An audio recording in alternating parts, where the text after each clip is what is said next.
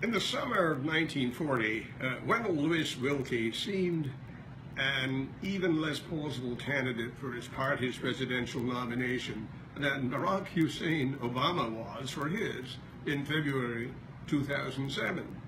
The odds of a black man as president in 2008 were just slightly better than for a white multimillionaire Republican defeating Franklin Roosevelt. President of a billion-dollar utilities corporation with no experience in elected politics and a registered Democrat who switched parties on the eve of the Republican National Convention in Philadelphia, Wilkie emerged nevertheless as the GOP's most appealing standard-bearer since Theodore Roosevelt and the most successful at the ballot box until Dwight David Eisenhower's victory in 1952. But for the Wehrmacht's victory in France and the Battle of Britain then raging, Wilkie might have won the 1940 election.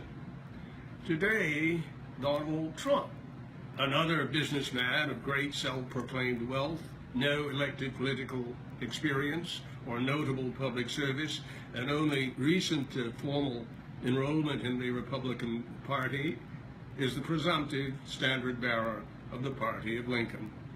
Trump, like Wilkie, speaks for a large swath of Americans disabused of Washington's bureaucratic self-righteousness and determination to redistribute wealth through taxation instead of creating more of it by unleashing the market.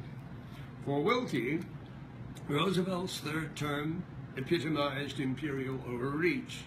For Trump, Hillary Clinton's successful candidacy would amount to the continuation of her alien predecessor's presidential usurpation.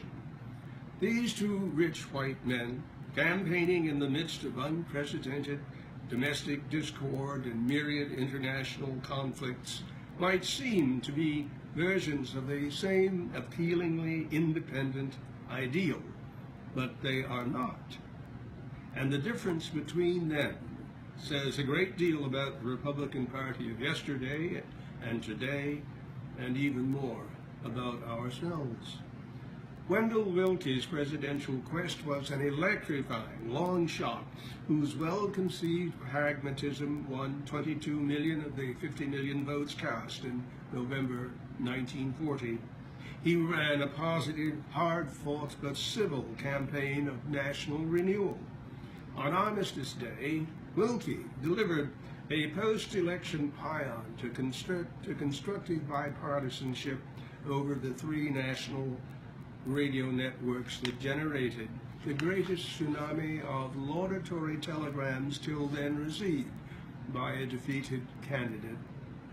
His was a powerful party, Wilkie stipulated. Let us not, therefore, fall into the partisan error of opposing things just for the sake of opposition. Wilkie's loyal opposition speech would set a bar for constructive bipartisanship until his party's virtual vilification of the principle during the Obama presidency.